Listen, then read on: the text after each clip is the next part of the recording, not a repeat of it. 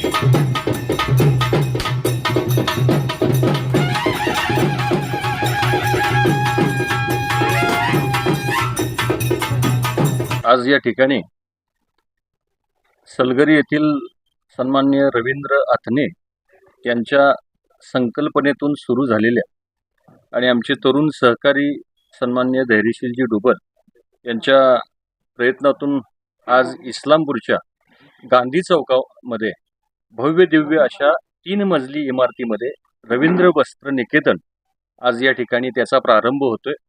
निश्चित स्वरूपानं आम्हा सर्वांच्या वतीनं मी त्यांना मनापासून शुभेच्छा व्यक्त करतो। खरं तर 21व्या शतकातल्या या नव्या पर्वाकडे वाटचाल करीत असताना, अत्याधुनिकतेकडे वाटचाल करत असताना ग्रामीण भागातील विशेष लोकांसाठी एक अतिशय चांगली संधी या रवींद्र वस्त्रमुळे उपलब्ध झालेली आहे असं म्हटलं तर निश्चित स्वरूपानं चुकीच ठरणार नाही। अगदी लहानापासून थोरापर्यंत गृह उपयोगी लागणाऱ्या सर्व वस्तू एका छताखाली आणण्याचा एक सुंदर प्रयत्न या रवींद्र वस्त्रमच्या माध्यमातून या ठिकाणी झालेला आहे। अल्पावधीत फार मोठं नाव निर्माण केलेलं आणि ग्राहकांच्या पसंतीस उतरलेलं, ग्राहकांना अभिप्रेत आणि अपेक्षित असणाऱ्या सर्व वस्तू या एका छताखाली इस्लामपूरच्या मध्यवर्ती ठिकाणी उपलब्ध केल्याबद्दल त्यांचं मी मनापासून अभिनंदन करतो। त्यांच्या वाटचालीसाठी मनापासून शुभेच्छा करतो। आणि कर्नाटकातही 1-2 फ्रँचायझी त्यांनी या ठिकाणी सुरू केलेल्या आहेत। त्याचबरोबर आज इस्लामपूर या ठिकाणी पहिल्यांदा असेल, परंतु गेल्या 2 वर्षापूर्वी पेठ नाका या ठिकाणी नामदार जयंतराव पाटील यांच्या शुभ हस्ते त्या फ्रँचायझीचं उद्घाटन पेठ नाक्याला प्रथमतः केलं। आज पेठ नाक्याच्या बरोबरच आज इस्लामपूर या ठिकाणी गांधी चौकातल्या जिथं आज मार्केटमधला किंवा बाजारभावाची मुख्य बाजारपेठ असणारा गांधी चौक या ठिकाणी आज ही फ्रँचायझी या ठिकाणी सुरू होते। विशेषतः रवींद्र वस्त्र निकेतनच्या माध्यमातून ग्राहकांना आपल्या योग्य किमतीत आणि योग्य भावात या ठिकाणी सर्व प्रकारचा या ठिकाणी वस्त्राचा या ठिकाणी मिळणारं एकमेव ठिकाण किंवा एकमेव असं मॉलसारखं ठिकाण म्हणून आज गांधी चौकात या निमित्तानं उभा राहतोय. ह्या सर्वांना आज या सेवेचा लाभ व्हावा आणि आज या ठिकाणी ह्या फ्रँचायझीची सुरुवात होत्या. विशेषतः धैर्यशील आणि अमर डुबल या दोघा भावाभावांनी या व्यवसायात खूप बारकाईने लक्ष घालून या ठिकाणी असणारा तत्परतेनं आपणा सर्वांना लोकांना किंवा ग्राहकांना जी सेवा मिळणार आहे त्या ग्राहकांची सेवा करत असताना लोकांना त्यांच्या दर्जेदार वस्त्राची निवड करण्याच्या दृष्टीनं आज रवींद्र वस्त्रनिकेतन या ठिकाणी एक दर्जेदार निवड करण्यासाठी लोकांना उत्तम संधी उपलब्ध करून दिली.